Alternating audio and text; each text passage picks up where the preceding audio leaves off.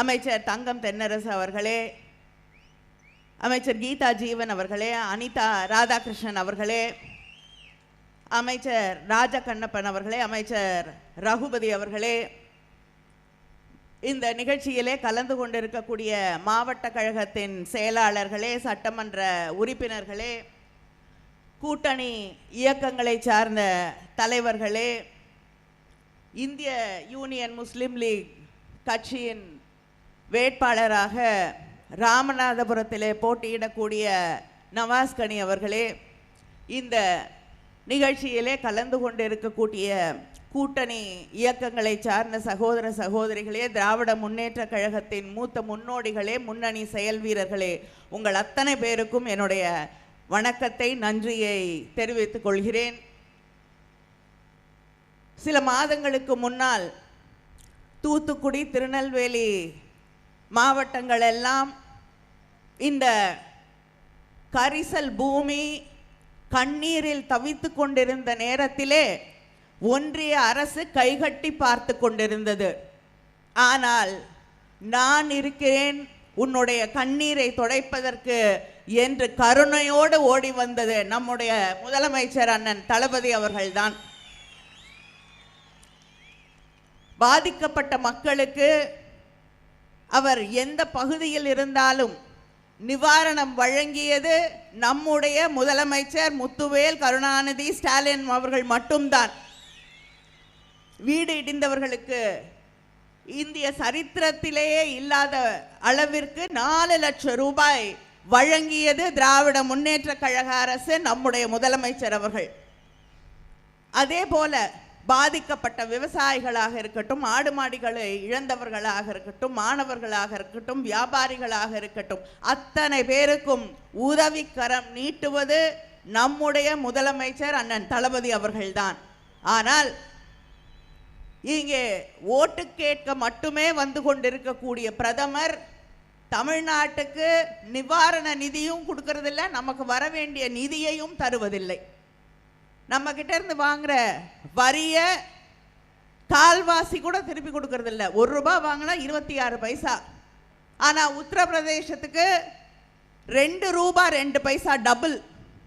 இப்படி தமிழ்நாட்டை வஞ்சித்து கொண்டிருக்கக்கூடிய, ஓரவஞ்சனை செய்து கொண்டிருக்கக்கூடிய பிஜேபிக்கு, அவர்களோடு இத்தனை ஆண்டுகளாக அவங்க எடுத்த மக்களுக்கு விரோதமான, சிறுபான்மையருக்கு விரோதமான, விவசாயிகளுக்கு விரோதமாக இருக்கக்கூடிய அத்தனை சட்டங்களையும் ஆதரித்து வாக்களித்து இன்று பிரிந்து விட்டோம் என்று நாடகமாடிக்கொண்டிருக்கக்கூடிய அதிமுக 2 பேருக்கும் நாம் நல்ல பாடத்தை சொல்லித்தரக்கூடிய தேர்தல் இந்த தேர்தல் என்பதை உணர்ந்து கொண்டு இந்த தேர்தலிலே நாம் பணியாற்ற வேண்டும்.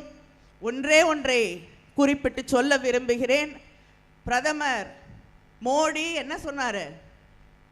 75 ஆண்டுகள் சுதந்திர தினத்தை கொண்டாடும் போது இந்தியா உலகத்திலே பொருளாதாரத்தில் 3வது இடத்துல முன்னேறிய நாடாக இருக்கும் என்று. ஆனால் அவருடைய சாதனை என்னன்னா, இன்னைக்கு இந்தியா பசி குறியீடு, உலக பசி குறியீடு, குளோபல் ஹங்கர் இண்டெக்ஸ், அதில் பார்த்தா 111வது இடம். நமக்கு மேலே நேபாள், பங்களாதேஷ் எல்லாம் இருக்கு, பாகிஸ்தான் இருக்கு. இதுதான் அவர்கள் செய்திருக்கக்கூடிய சாதனை என்பதை நாம் புரிந்து கொள்ள வேண்டும். அதே நேரத்தில் தமிழ்நாட்டில் நம்முடைய முதலமைச்சர், இங்கே பசி என்பது கிடையாது தமிழ்நாட்டில். ஆனால் காலையில் பள்ளிக்கு வரக்கூடிய மாணவர்கள் கூட பசியோடு இருந்துவிடக் கூடாது என்பதற்காக காலை உணவு திட்டத்தை உருவாக்கி வழங்கி இருக்கக்கூடிய வள்ளல் நம்முடைய முதலமைச்சர் அவர்கள். இதுதான் திராவிட மாடல் ஆட்சி. யாரும் பசியோடு உறங்க செல்லக்கூடாது, யாரும் பசியோடு இருக்கக்கூடாது, மாணவர்கள் உயர வேண்டும், படிக்க வேண்டும் என்பதுதான் திராவிட மாடல் ஆட்சி. பசி என்பதை பற்றி கவலை கிடையாது, யார் பட்டினி கிடந்தாலும் கவலை கிடையாது. எங்களுடைய அரசியல், எங்களுடைய மத அரசியல், அது மட்டும்தான் எங்களுக்கு முக்கியம் என்று நினைத்து கொண்டிருக்கக்கூடிய பிஜேபிக்கு மதத்தின் பேரால் மக்களை பிரிக்கக்கூடிய பிஜேபிக்கு இந்த தேர்தலிலே நாம் ஒரு சரியான பாடத்தை கற்றுத்தர வேண்டும். இந்த நேரத்திலே மீண்டும் அண்ணன் தளபதி அவர்களுக்கு நான் ஒரு நன்றியை தெரிவித்துக் கொள்ள விரும்புகிறேன்.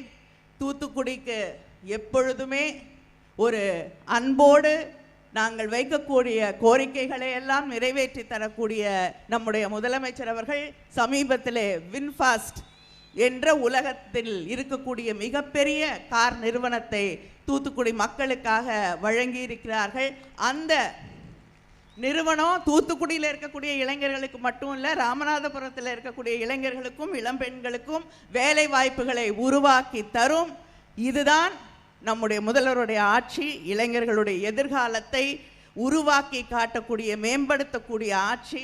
அந்த முதலமைச்சர் அவர்களுடைய வேட்பாளராக நின்று உங்களிடம் உங்களுடைய பொன்னான வாக்குகளை, உங்களுடைய உயர்ந்த வாக்குகளை உதயசூரியன் சின்னத்திலே அளித்து மீண்டும் உங்களோடு பணியாற்றக்கூடிய ஒரு வாய்ப்பை எனக்கு அளிக்க வேண்டும். நன்றி, வணக்கம்.